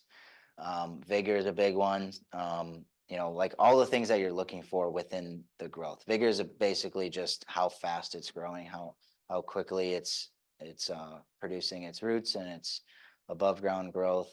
And then, I mean, man, there's a lot of things. It's hard because if you go to re-veg, then that's the other thing is how do you know what they look like in flower? So I know Doc has re-vegged some stuff. I've re-vegged some stuff. So you could do that, and then you pollinate, and then you could, there's a lot of things to do. But ultimately, it's just, I mean, really, you're looking for the best traits, which is, kind of partly what we had talked about with the genetic side of what you're going for, because which once again, you kind of have to complete the process to know. Yeah, I guess in a world where you're not constrained by plant count, I would maintain them in what we call like a clonal archive.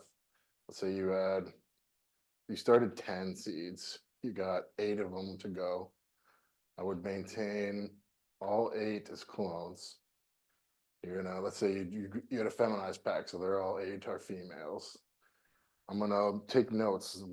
1, 2, 3, 4, 5, 6, 7, 8. 7 is super fast in veg.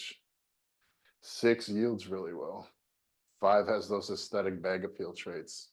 And then I kind of, in my head, would index select what has the best combination of all of those. And that would probably be what I choose for a mother for a home grow. Me personally. But I'd want to know to the end. That's why I would keep like this clonal archive, because that one that doesn't have the best vigor may have the best end use flower. Yeah. So it's just like you don't want to lose them. And that re-vegging process, if you've never done it before, can be tricky, because we're talking however long you left it in veg, however long you grew it in flower, that SFL 100 is good, but it can't break up. You're just running into nutrient ratios that aren't ideal. And oftentimes a lot of these females don't like to go back into veg. So when we talk about re-vegging, you've flowered your plant out, you've harvested it, you left a little bit of the plant still there, you turned the lights back to 24 or 18, you start feeding the veg nutrients again, and now you're starting to get new shoots. And like oftentimes what happens is on that interface of like flower to veg, they look messed up. Yeah, You're It like, doesn't like it. it looks very Yeah. wrong. You're like, what's going on? So you can do that for sure. I've definitely done it many, many times. If I find something great and I didn't keep a clone of it. But personally, I don't think anybody's showing up at your house being like, oh, you got these 8 clones here and you've got your 4 plants. But nobody's holding your hand. So like personally, I probably would keep them clonally so that I found that right mother for me. Yeah. Did I hope I didn't go wrong on the No, that's a good second answer, yeah. I think you had one, and then we'll go to you next. Yeah, I was curious about the negative air pressure that, like I've noticed that it like dialed down some of my exhaust fans and stuff like that, so I'm noticing like the tent sucking in, and is there a bad reaction or a negative thing to that, like differentiation air pressure? From outside inside? Yeah, so you would, I guess I can't speak to exactly how that has an effect, like specifically just air pressure. I know that ideally you want to maintain, some constant outflow basically, but I've had my fan kick on super high and then everything's sucked in, you crack it open and it's like, from the pressure change. But yeah, I would imagine it would have an effect on transpiration and that would probably be the main thing would be the flow of especially if you're having a lot of outflow and that maybe is changing your RH or whatever. That could have an effect on that, which would essentially mess with the plant's kind of rhythm. It would just pull it out of that. It wouldn't normally be producing in that way or transpiring in that way. But I don't think it would create like major issues unless it's consistent. I don't have much of a better answer to that. I'll have to get back to you on that one though. I haven't noticed any. Yeah, like been doing it for a while, and like every time I do notice my tent like sucking in, I just dial the fan back down, so I keep it even though like consistency is more key than anything. It's like, I don't really see any like real negative stuff. I've I not. can add in quick, the main negative that you get is it drops your humidity super quickly. Yeah. So because you're pulling so much air, you'll notice that decrease, and then your VPD will spike up. Right. But as long as you're sort of accounting for that, in theory, you should be fine. Yep. The only thing I've noticed is I've had less grow space. Yeah. That's funny. I'm growing like a persimmon for the first time, and the internode space, I expected to be worried about stretch, but the internode spacing already is like really intense. Got any tips for like just long plants? Controlling that. Yeah. So you have, Top they're one. long, they're like Yeah. really long. Yeah, one thing you can do is increase your light intensity.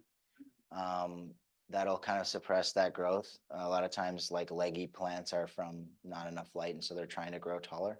So you can kind of counter that with a higher intensity light. Whether that's increasing your intensity if you have the ability to, or just getting closer, but you want to make sure you don't get too close to where you're burning. A good test for that is just literally use your hand. If it feels like too warm for your hand, you'll be able to tell. It's like this uncomfortable kind of warmth. It's likely the same for the plant. So I don't think I would recommend going any closer than like a foot and a half, a foot at the absolute most. But yeah. I think it's a great time for topping. Yeah, I mean, topping would slow that down. I guess I don't. Yeah, That's what I would use. it would be hard to say whether that, because if the nodes are continuing to grow that long, I think, like I said, the lighting if you're looking to control the growth, yeah, topping would definitely it's a temporary way to slow things down and then correct it with the light, figure out the optimal kind of distance, and then keep rolling from there. Are you in flower already? No, actually, I just took clones off a couple plants, but like, even like my little, like, cloning setup, it's like, what the hell is wrong with these things? Yeah. But How about introduction of CO2 into your plant? What form should we use for that? You get different kinds on the internet, I tried buckets. Or just gravity. For emitting, yeah. I mean, I would just recommend getting you can get a tank. I mean, there's really the one, Yeah. that's the only form that I would think is, are you saying different forms of? CO2. What would be the best? Do you think it's tank?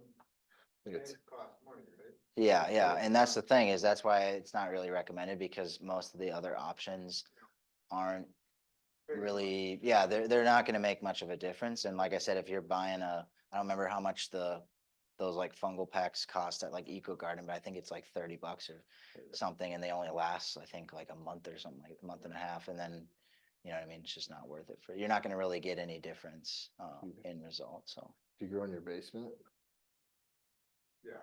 Do you have a gas water heater? Say that again? Do you have a gas water heater? Gas water heater, yep.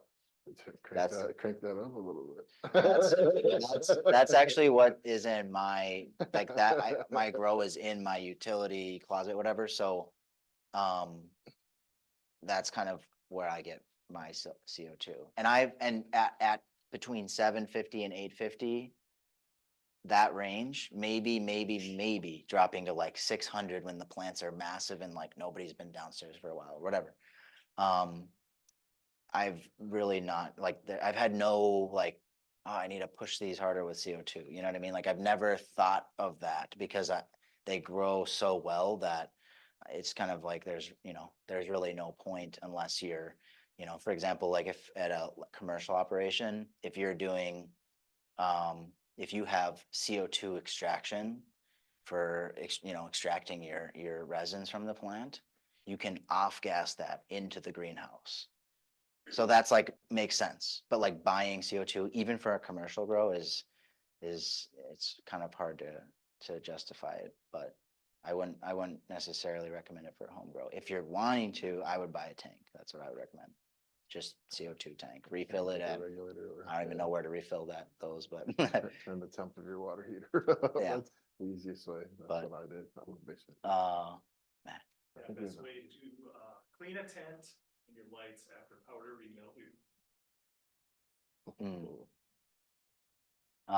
Use some sort of antifungal. So spray. yeah, how to clean it? I mean, is that what the Bleach. question was? How to clean Yeah, it? Yeah, bleach. I mean, I would remove everything and then spray it down with bleach. Make sure you scrub all the surfaces. It's powdery mildew is, like I said, it's very difficult to actually remove it because it's just it's basically a dense like ball. It's called, I think it's like a chasmothecium, I think is the fruiting body of the fungi, but it's like this ball with a bunch of tentacles sticking out of it, and they'll just float around the room and they'll exist on every surface. And another thing is preventative sprays. So if you can essentially last long enough to like essentially outlive that infection, the sanitation honestly should do the job if you do it well enough. Complete. Probably mop vacuum. If that tent is on carpet, I'd mop vacuum the carpet in the room. If it's wood floors, I would mop the wood floors. I'd wipe the ceilings and the walls down the room it's in. Like, Yeah, because you really don't, hit it heavy. you don't want to keep getting it because the more you keep getting it, the more it's just going to anchor its way in. That also is a benefit of having a carbon filter on your your exhaust system. Having a carbon filter not only doesn't stink up your place if you don't want it to, but it will catch any of those floating microbes or whatever, different, mostly fungi spores. And yeah. Follow up is, how do you clean the lights? What was the question? How do you clean the lights? The lights, I mean, you could just wipe them down the outside, but realistically, most of the surfaces on there are going to be too hot for it to survive. I don't know. Yeah, feel your light, you'll be able to tell. Unless you have one of those like encased square ones that have like fans in there and the surface doesn't get nearly as hot as I have. I have the bar LEDs that each strip gets pretty hot. But yeah, just a simple wipe down. You don't have to do anything crazy. Just a really light wipe down should be okay for the lights.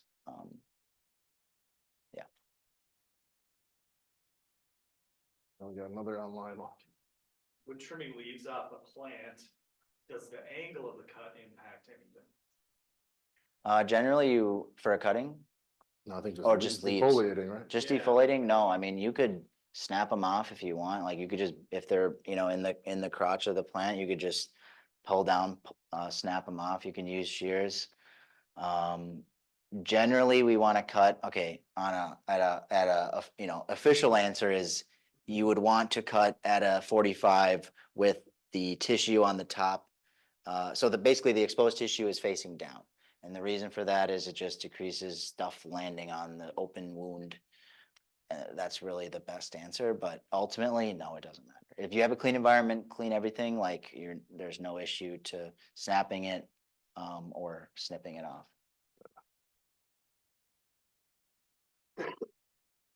Another one? When, let's see, during foliar feeding, how do you know how much nutrient solution to use? I mean, what do you go by? I guess that's pretty tricky because it's largely going to depend on how big your plant is. The more and more vegetative growth you have, the more nutrient solution you're gonna have to make. So I don't think there's like a set amount. I'm sure that, uh, yeah, I guess, I don't really foliar feed that much, to be honest with you. But I know that there's definitely ratios out there that will Yeah, I just, give an idea of where to start. yeah, I would Most of the follow- products too will be like, if you're using a foliar spray, use this. So, yeah, not the best answer, sorry. I think we had one right here. I already forgot my question. Okay. No, the worst, yes. One more. Okay. Last one, make it the The best. foliating, which weeks do you do it and what percentage of your foliage are you trimming out? For me in veg, I feel like I'm kind of constantly doing it.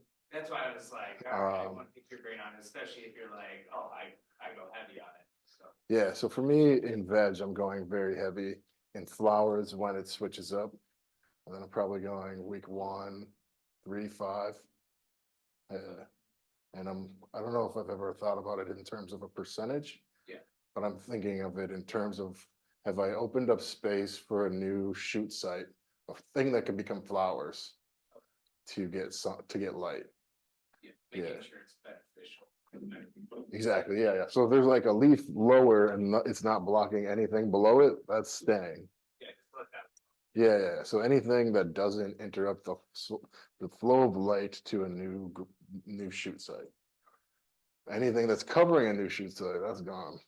Yeah, And if I wanted to even a plant out and break that apical dominance, I will just keep at anytime that thing is forming any amount of leaves, it's going until everything else catches up. Yeah. Cool. Thank you guys. Thank you.